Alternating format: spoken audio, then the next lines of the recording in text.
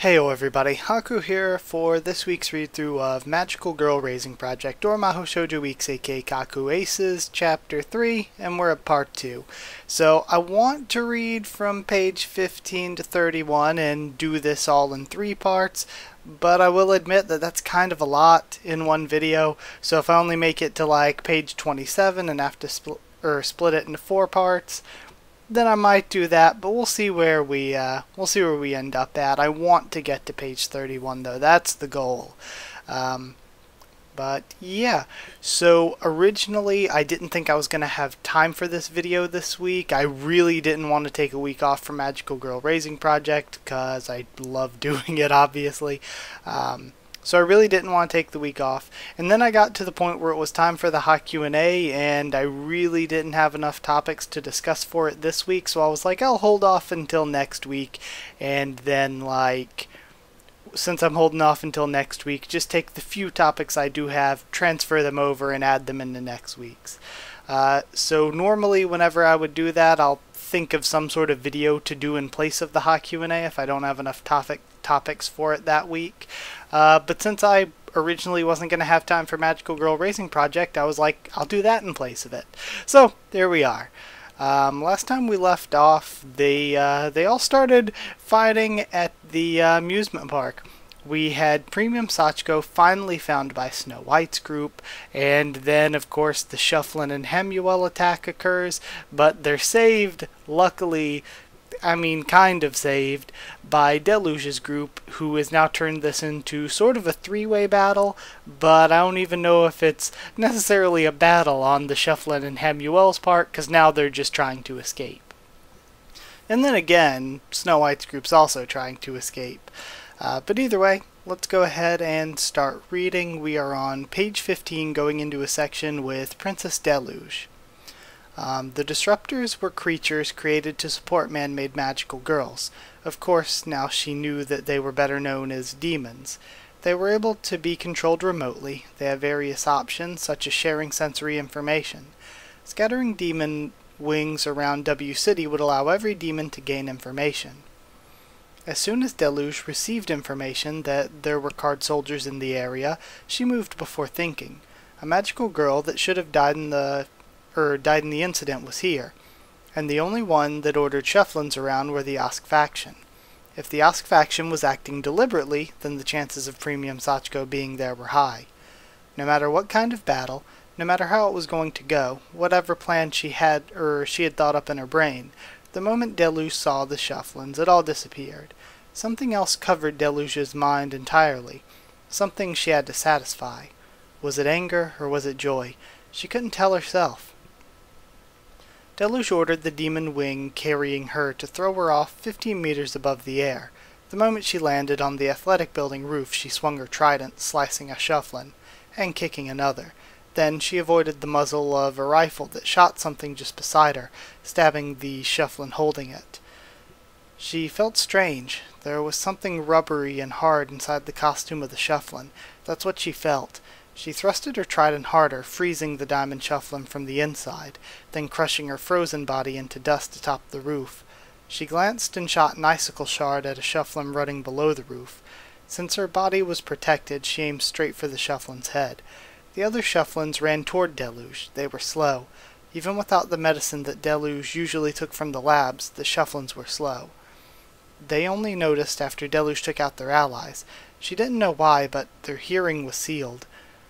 Oh, see, that makes sense. Now they're slower in battle against Deluge because they were sealed to avoid Uluru. Okay. The demons began attacking the card soldiers all at once. Deluge jumped off the roof, decapitating a spade on the way, doing a roundhouse kick on a Shufflin about to hit her from behind, then stepping hard on her neck as the Shufflin lay on the ground. As the heels of her shoe cracked the Shufflin's neck, she took out medicine from her pocket and drank it. Luxury mode on. The sticky bullets that were flying at her from all directions instantly froze and fell apart.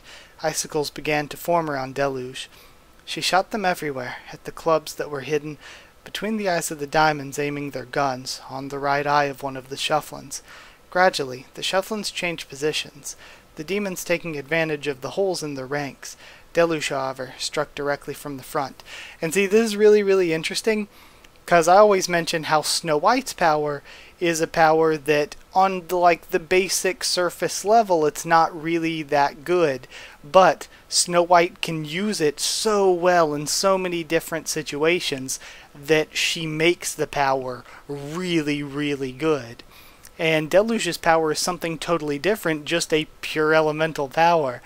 It's like, it's a power that's just seriously good in any situation from the start. So hers is like more a genius type power, where Snow White's is more of a effort of learning to use it type power. But either way, where was I? Gradually the Shufflins changed positions, the demons taking advantage of the holes in their ranks. Deluge, however, struck directly from the front.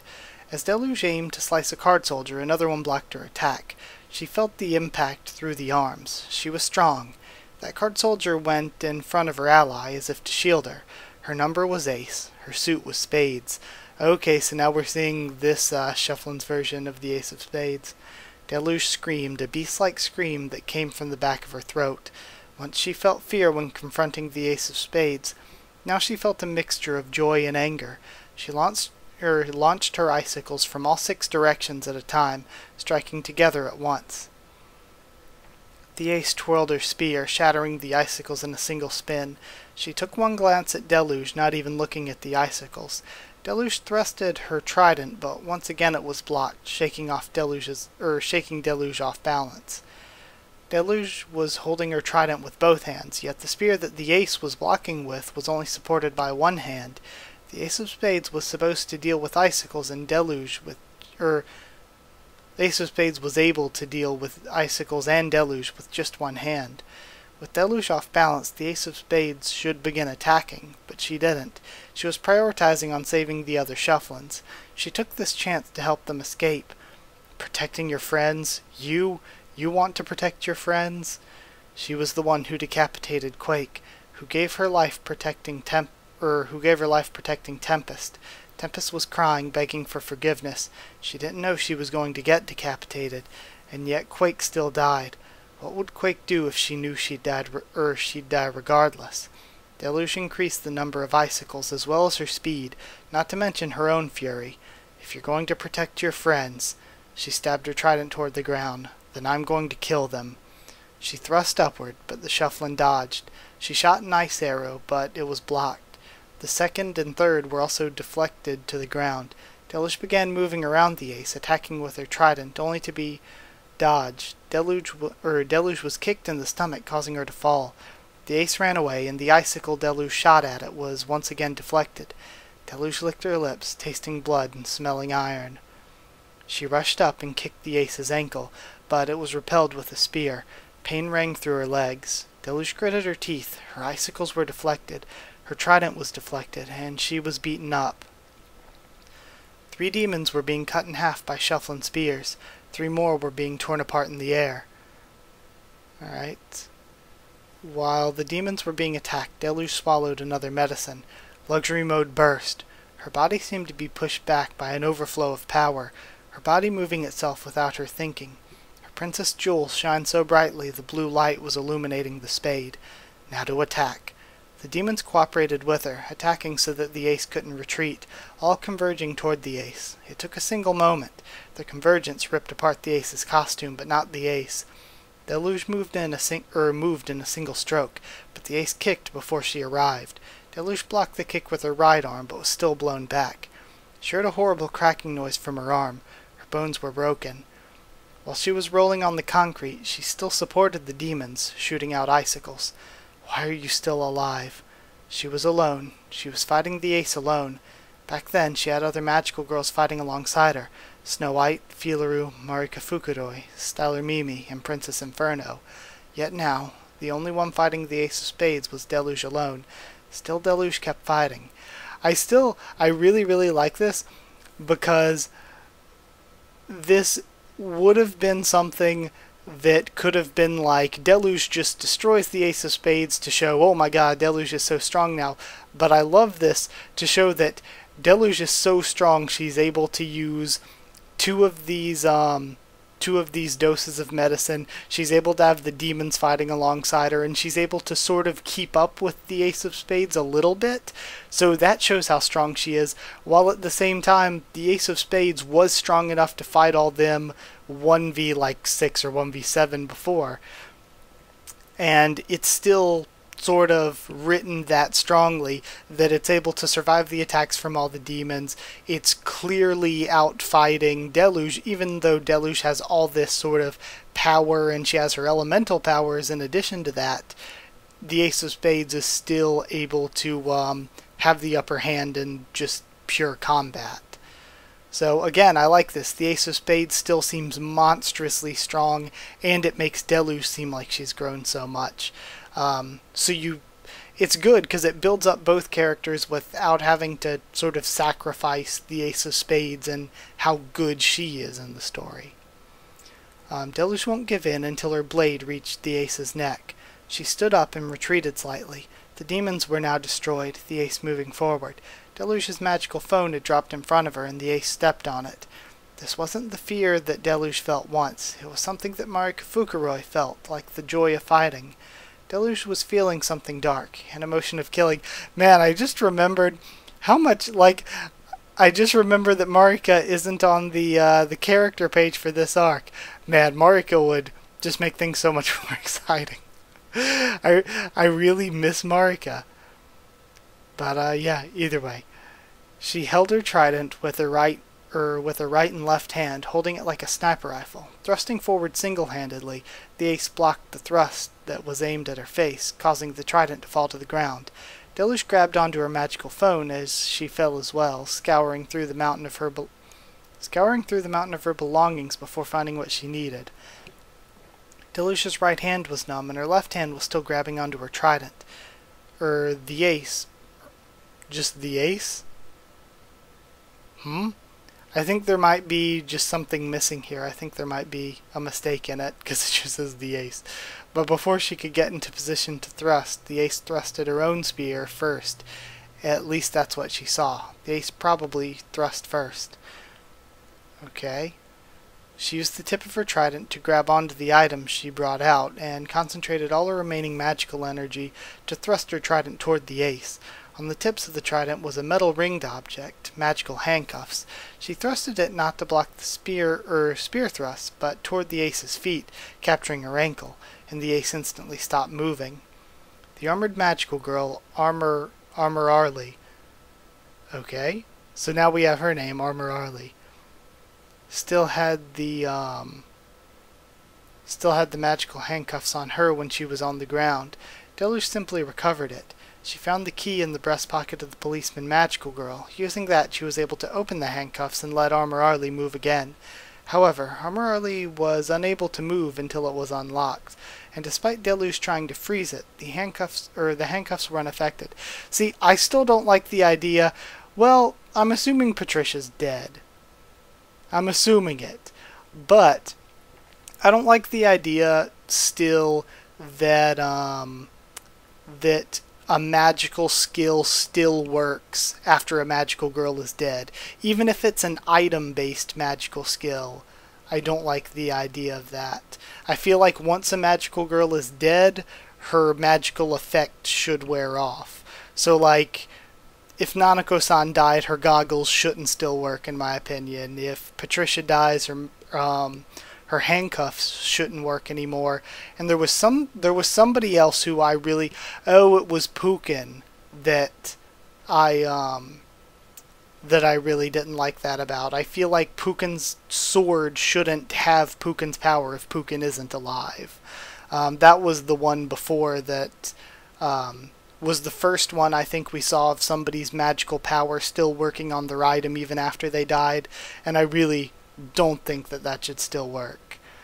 But open the handcuffs, move again. However, Armor Arlie was unable to move until it was unlocked, and despite Deluge trying to freeze it, the handcuffs were unaffected. Okay. So you could seal people using these handcuffs just by cuffing their feet, or cuffing her feet. The Ace couldn't move. Deluge froze the tips of her spear, holding it above the fallen Ace. Deluge, she sighed and looked up. Among the fallen demons and Shufflin, she saw the crying face of Bluebell Candy. She wanted to ask her so many things. Why are you here? What's with that face? But before she could ask, she chuckled. She thrust her trident down at full power and launched all the icicles she had at the ace's face. Okay, and now we're at the end of page 19, beginning of page 20 with Bluebell Candy.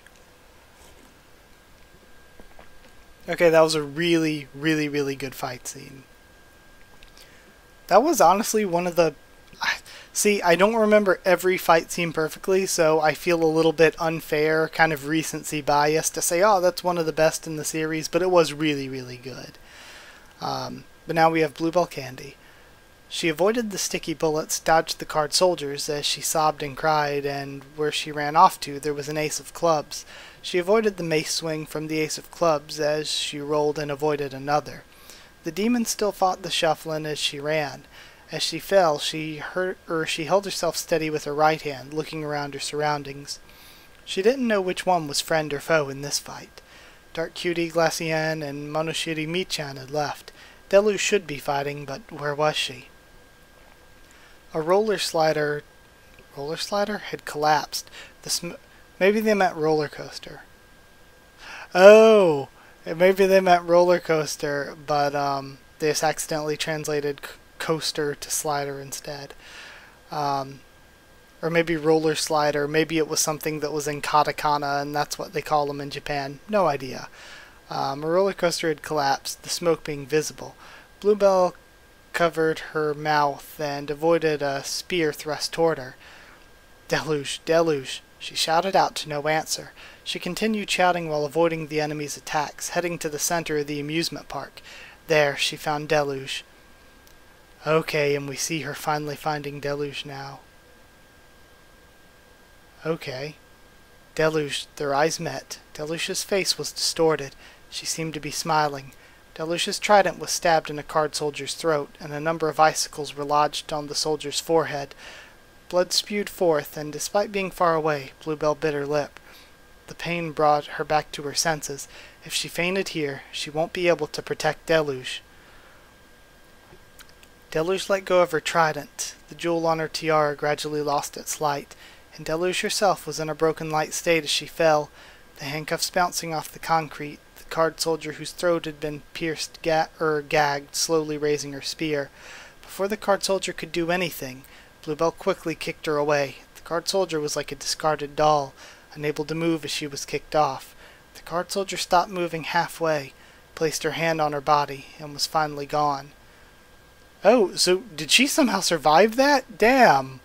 Holy hell, if the Ace of Spades survived that! Bluebell took both the handcuffs and the trident and carried Deluge on her back.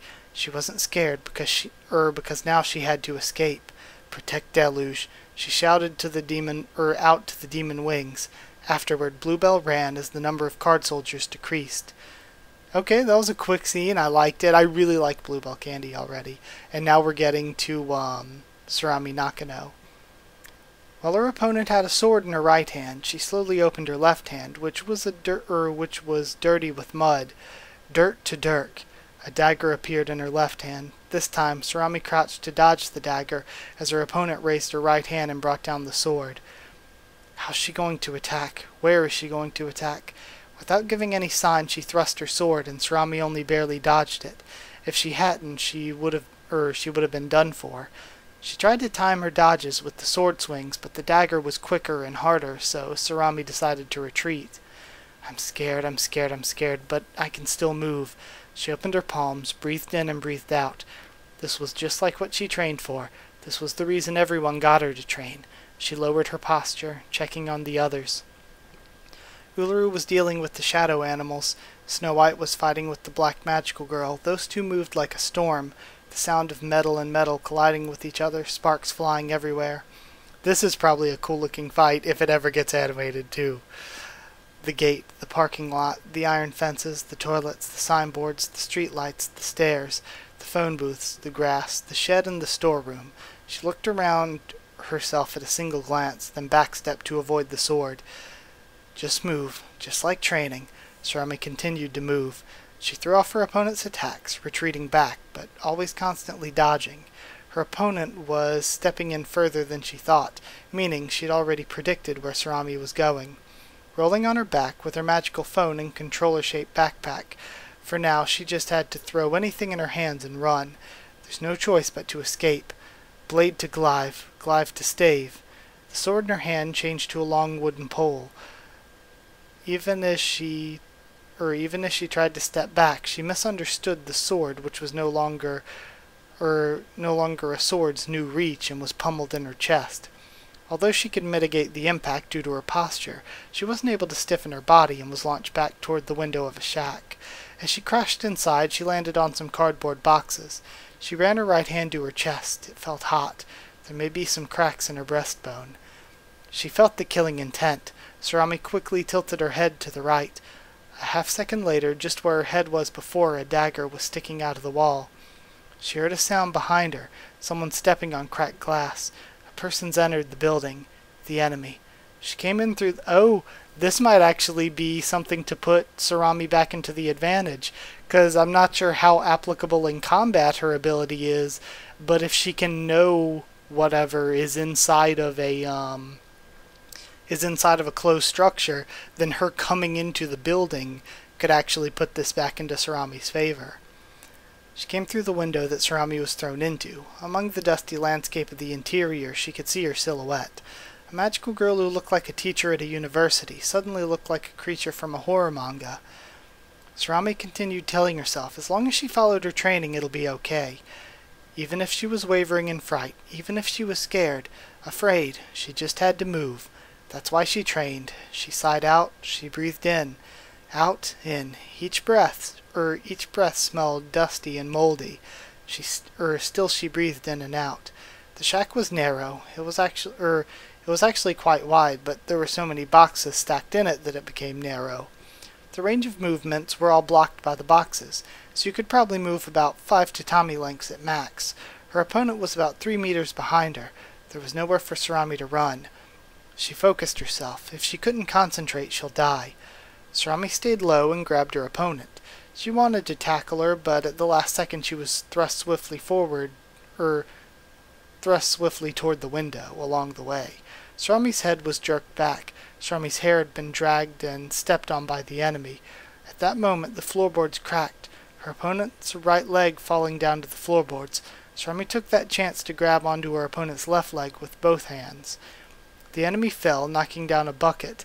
Inside the bucket was filled with line powder. The whole room was covered in white, and her opponent was coughing. Sarami had already held her breath before she made her opponent fall. Sarami's magical skill, her ability to know the contents of any closed space. The moment her body was thrown into the window, for a single moment, when her body closed the hole and made the entire shack a closed space, she knew everything inside of it in that one instance, where the floorboards were brittle and what the bucket was filled with. She acted, knowing all of this information.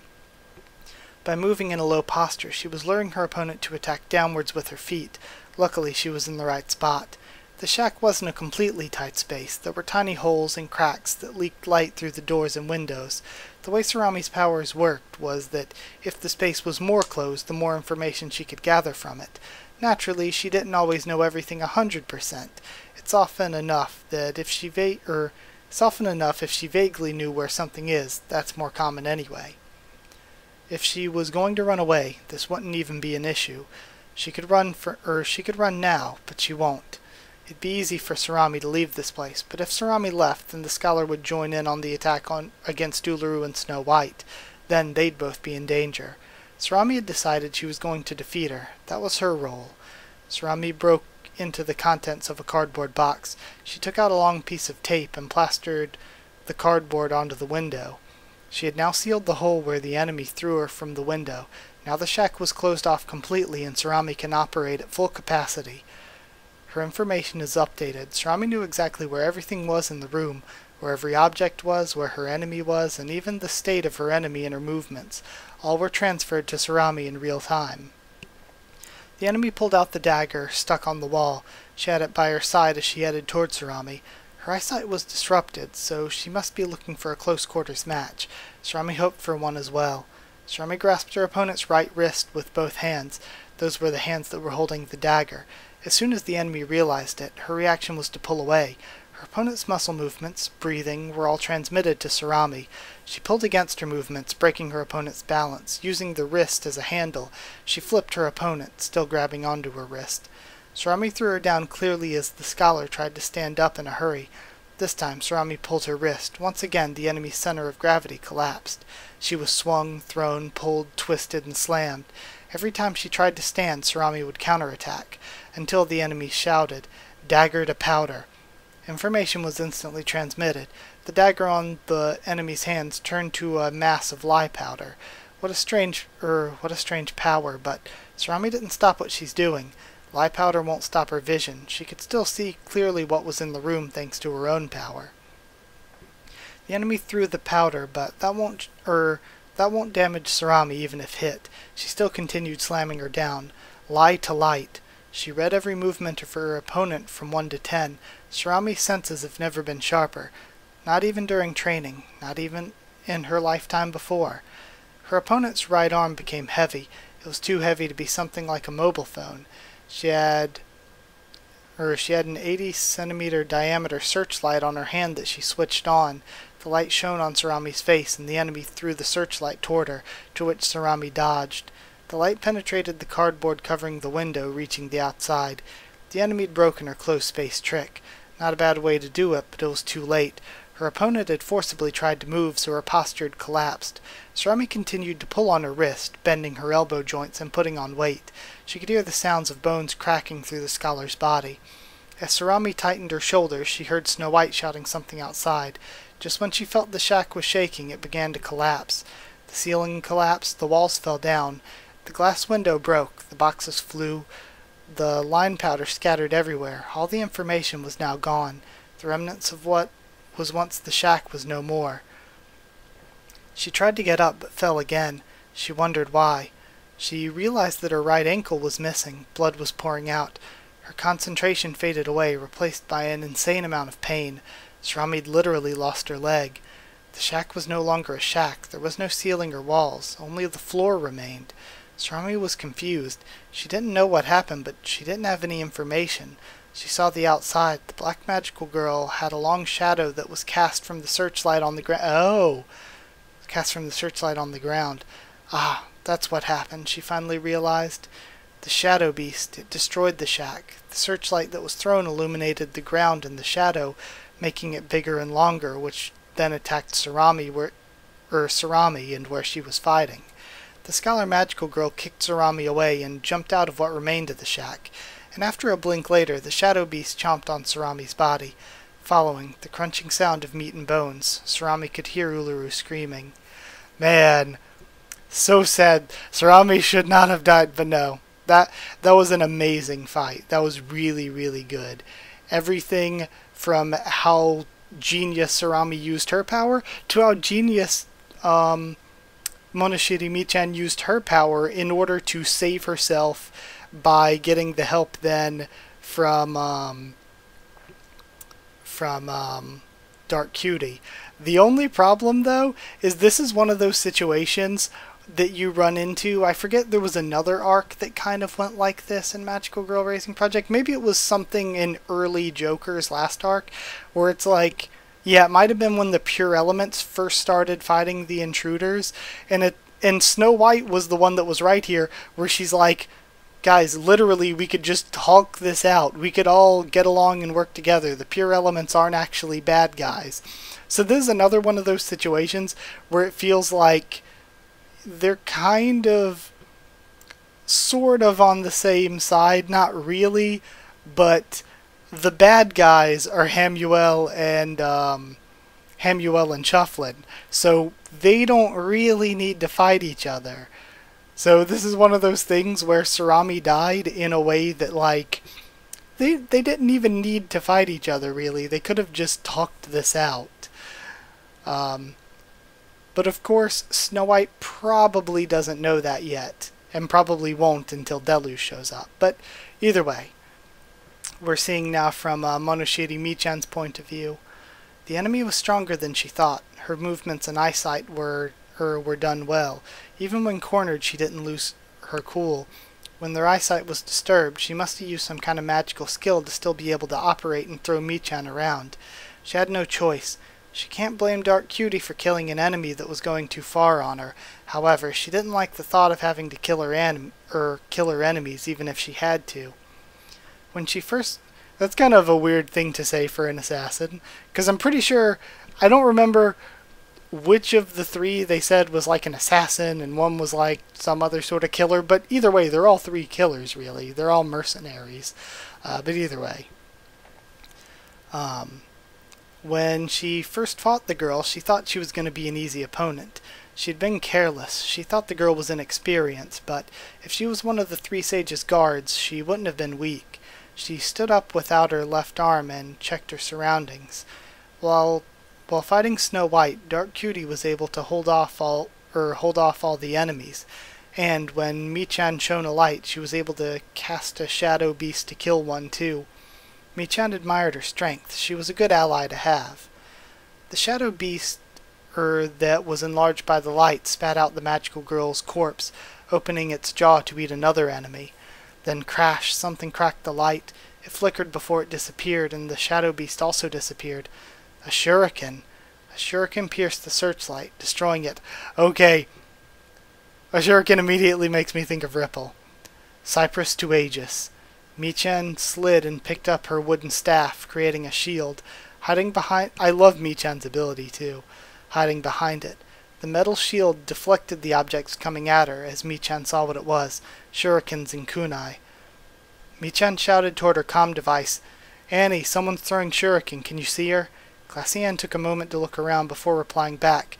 "Looks like she's throwing it from very far away. My glasses can't find her. She's out of range." In short, she wasn't in a place where they could see her from here. And see again. So it has to be Ripple then. Dark Cutie took some distance, fighting Snow White, hiding behind the pillars to take cover from the shuriken. Okay. I wonder if we'll ever get to see, God, what was her name? Oh, why am I forgetting her name? The clown magical girl. For some reason, I know it's not Funny Trick. Funny Trick is from Limited. Why am I forgetting, alternate Ripple's name? But I hope we get to see her again. Don't know why I'm forgetting her for whatever reason. That's just what happens, though, sometimes when you're recording videos. Sometimes even the simplest, like, not even characters' names and stuff. Sometimes even the simplest of words escape you because you're thinking about, like, constantly always progressing and talking, so you don't sit there silently thinking for like a million minutes. But either way, where was I? Almost lost my place. Okay, in the place where they couldn't see her. Dark Cutie took some distance, fighting Snow White, hiding behind the pillars to take cover from the shuriken, but Snow White sliced off the pillar with her naginata. Dark Cutie knocked away the shuriken and tried to dodge Snow White's slashes. Her slices changed from horizontal to vertical, and Dark Cutie was slightly cut. When Snow White tried to pursue, Dark Cutie made a shadow beast to stop her. Okay.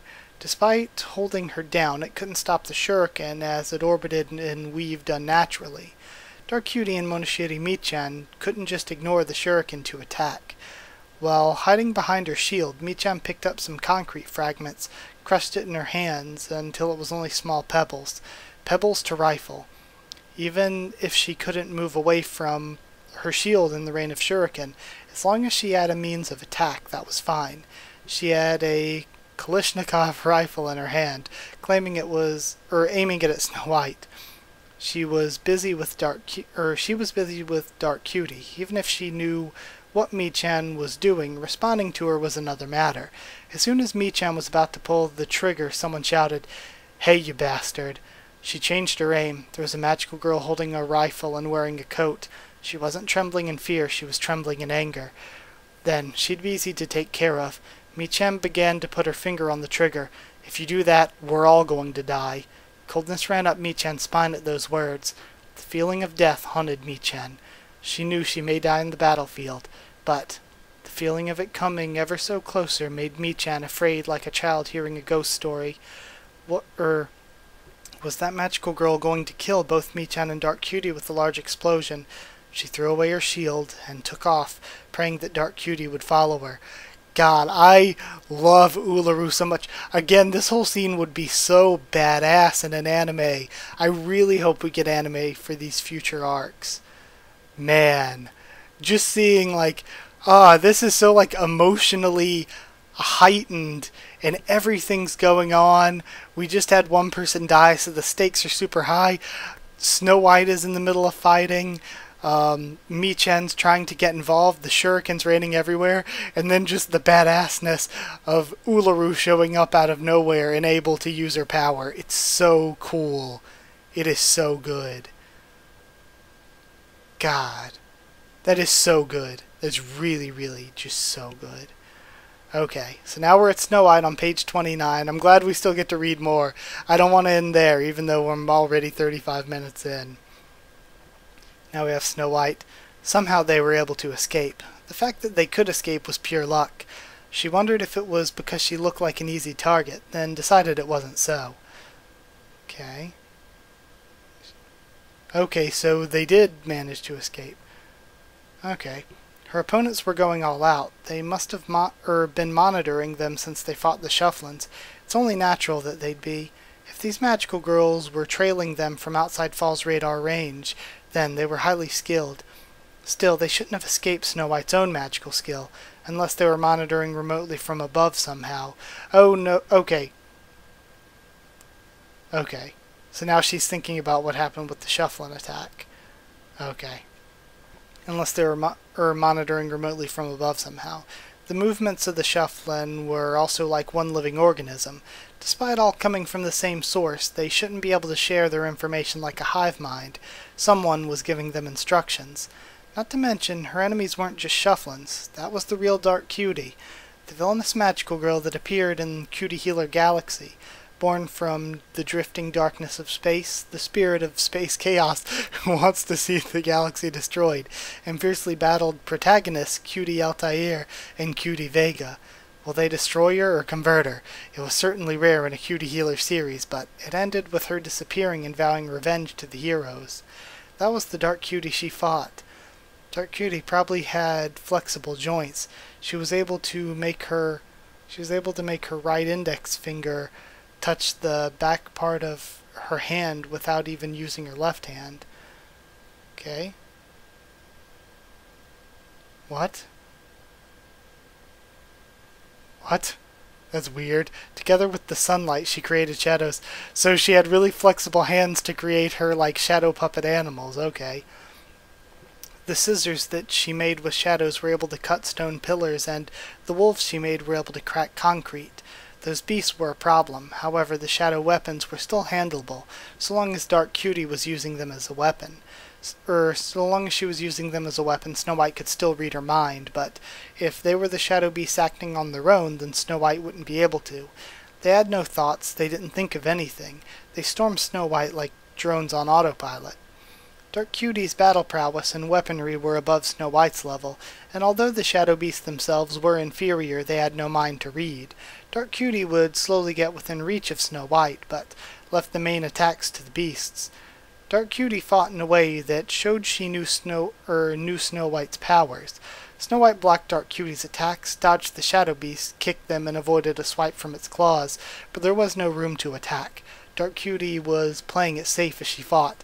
I love this too, that we just got like 2 or 3 really cool fights / cool moments, but now we have 2 famous magical girls that, because they're famous, know of each other, fighting each other based on the things they know about each other since they're each famous. I really, really like this.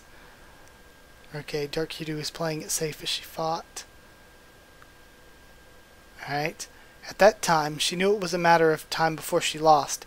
However, unexpected help came from nowhere. Something flew in the air, attacking the Dark Beast and Dark Cutie.